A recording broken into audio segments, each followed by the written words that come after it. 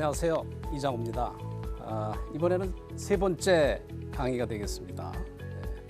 4차 산업혁명에 대한 이해가 어느 정도 됐으면은 전략적 선택이 중요하다는 이걸 아마 아셨을 것이고, 또 좋은 전략적 선택을 하기 위해서는 또 성공하는 방법도 달라졌다는 걸 우리가 알아야 되지 않을까 생각이 됩니다. 그래서 이 시간에는 그 성공 공식이 어떻게 달라졌는지, 지고 있는지 또 달라지고 있는지 이거에 대해서 좀 살펴보기로 하겠습니다. 자, 우리가 네 번째 맞이하는 산업혁명이라고 우리가 얘기를 했을 때 그 네 번째 맞이하는 산업혁명은 이런 그림으로 표현이 되는 거죠. 이제는 기술이 일방적으로 끌고 가는 게 아니라 변화한 시장 또 변화한 사람이 함께 끌고 가기 때문에 대단히 복잡하고 예측이 안 되지만은 분명히 미래는 우리의 현실로 다가올 것이다.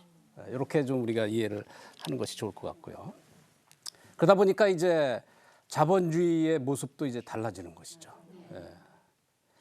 걱정도 많이 되시겠지만은, 근데 옛날에 100년 전, 200년 전에도 걱정하시는 분이 또 훨씬 많았을 것 같아요. 기회로 생각하는 분보다.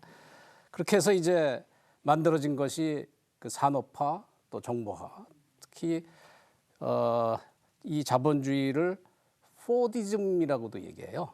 우리 이제 포드 자동차죠. 그러니까 이 대표적으로 대량 생산 그 자동차의 컨베이어 벨트를 활용한 대량 생산, 대량 제조 시스템이 2차 산업혁명의 가장 전형적인 또 가장 성공한 사례로 꼽히기 때문에 그렇습니다.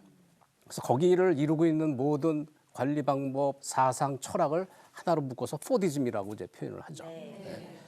이게 이제 또 달라진다는 거 아니겠습니까? 그래서 보시면은 아직 구체적으로 잘 정리된 얘기는 어렵지만은 우리가 보는 현실에서 또 우리가 그 접하고 있는 회사, 페이스북, 애플, 아마존, 넷플릭스, 구글 줄여서 FANG, FAANG가 만들어내고 있는 새로운 질서, 이거를 우리가 주목을 해야 된다.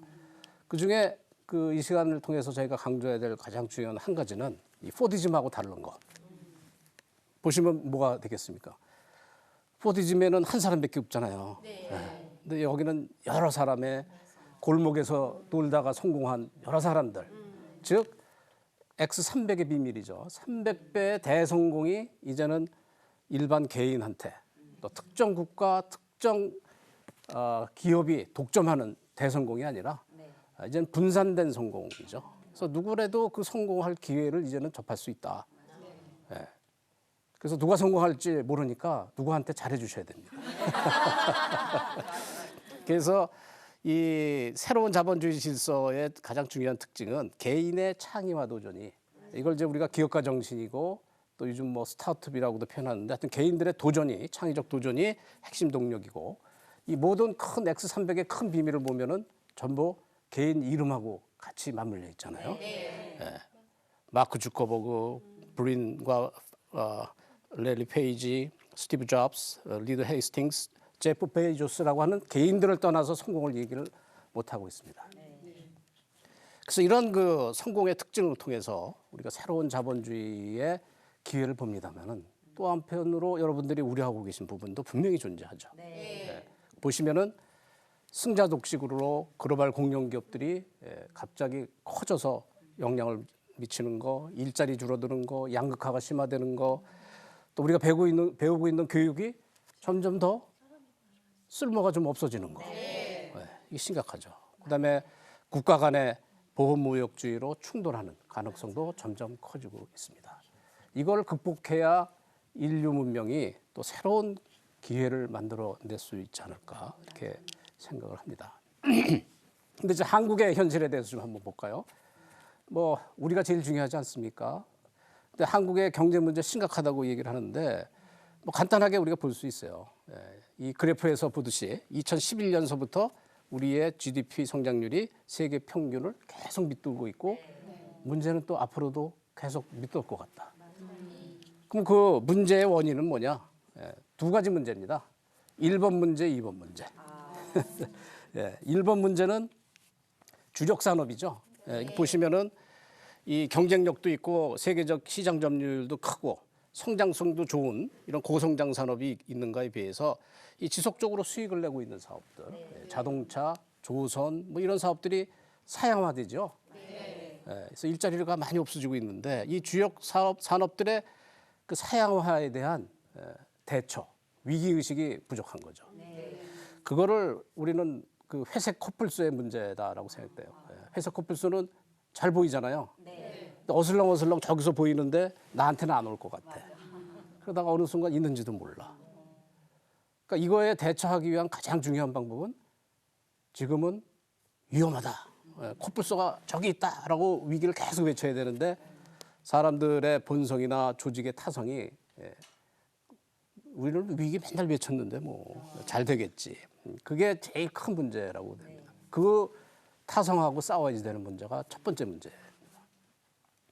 두 번째 문제는 그 여기 보시다시피 이 성장 잠재 산업과 고성장 산업이 있죠. 그래서 성장 잠재 산업으로 새로운 산업들이 들어와야 되고 또 잠재해 있는 산업들이 커져야 되고 하는 이 성장 잠재 산업을 유입시키고 또 가능성 있는 사업을 키우는 이 투자 전략 또 규제를 개혁해 줘야 되는 문제에 대해서 저희가 난관에 좀 봉착해 있다 이렇게 생각이 됩니다. 이 문제는 우리가 표현을 해보면은 아까는 회색 코뿔소라고 얘기를 했습니다만 요거는 그 검은 백조, 영어로는 이제 블랙 스완이죠. 검은 백조가 어디 있어? 예? 백조는 다 하얀 거지. 라고 18세기까지 생각했어요. 그러다가 호주 탐험대에서 처음으로 검은 백조가 나타났다. 그러니까 백조의 개념이 확 바뀐 거죠. 예. 그 경제 위기 서브프라임 모기지도 그럴 가능성은 0.01%도 안 된다 그러고 무시했던 게 갑자기 튀어나와서 큰 악영향을 미치지 않습니까? 그런 일들이 비일비재하고 또 기회도 그런 모습으로 온다. 올 것 같지 않고 예측할 수가 없는 어느 순간 다가오는 그게 기회의 모습이 아닌가. 그래서 우리의 두 번째 문제는 이런 검은 백조의 문제를 어떻게 잘 대처할 것이냐. 여러분들의 기회도 그런 모습으로 다가옵니다. 그 잘 대처하려면 어떻게 해야 될까요? 어떻게 준비를 할까요? 많이 저질러 보시는 수밖에 없어요. 실험하다 보면은 실패하잖아요. 시행착오하면서 안 망하고 끝끝내 버티면서 성공할 때까지 하는 거. 그거 이제 뒤에서 성공의 비결에 말씀을 드리겠습니다만은 그게 성공 공식입니다. 앞으로의. 예. 그래서 이 성공 공식이 달라지고 있다. 우리 그 잃어버리는 경쟁력이 있는 분야에서는 우리가 쌓아온 탑이 이제 무너질 것 같은 이런 탑에서는 위기다 그러면서 부지런히 대응을 해야 되고 또 우리 예측이 도저히 안 되고 저게 될까 하는 이런 그 영역에서는 끊임없는 실패와 투자, 작은 투자를 해야 되겠죠. 하면서 시행착오를 하면서 기회를 엿보는 그런 그 시도를 해야 되는 것이 지금의 우리 상황이다라고 제 말씀을 드릴 수 있겠습니다. 그래서 결론적으로 성공 공식이 달라지고 있다. 그래서 정리해 보면은 1번 문제 이건 위험한 세계죠. 예측 가능해요. 그 조선 산업 경쟁력, 자동차 경쟁력 뭐 이런 기존 산업에 대한 거는 어느 정도 존재하기 때문에 그래서 도박, 경마 또 엔론 사태 같은 그건 뭐냐면 회계 부정을 저질러서 여러 군데 막 투자를 하는 거 있잖아요. 그 앞날이 뻔하잖아요. 그런 거를 우리가 이제 위험한 문제, 1번 문제라. 2번 문제는 불확실한 세계죠. 안 나타날 것 같은 것이 갑자기 나타나는 문제. 이건 새로운 사업 기회에서 이런 일들이 발생합니다. 그래서 우리의 지금 문제는 예측 가능한 위기에 대처해야 된다. 근데 옛날에는 위기는 예측 어려웠어요. 왜 그럴까요? 선진국이 다 좌지우지해서 우리는 그냥 당하기만 해야 되기 때문에 어느 날 갑자기 불확실한 위기가 이제는 예측 가능하게 됩니다. 근데 거꾸로 기회는 갑자기 다가와요. 옛날에는 기회는 예측 가능했죠. 선진국 따라가면 되잖아요. 우등생 따라가면 되잖아요. 그러니까 위기와 기회에 대처하는 방법이 180도로 바뀌었어요. 그래서 우리가 당황하고 있는 것입니다. 가정교육도 당황하고 있잖아요. 예측 가능한 위기. 그렇지만 갑자기 다가오는 불확실한 기회. 이건 우리가 별로 안 해봤던 거예요. 그래서 결론적으로 한국 경제의 성공 공식이 어떻게 바뀌고 있느냐. 이건 우리의 그 자녀들의 성공, 나 자신의 성공하고도 관계가 있습니다. 한번 정리를 해볼까요?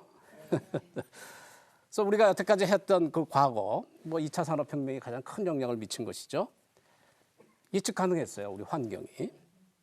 어느 학교를 졸업하면은 또 어느 정도까지 성공할 수 있고.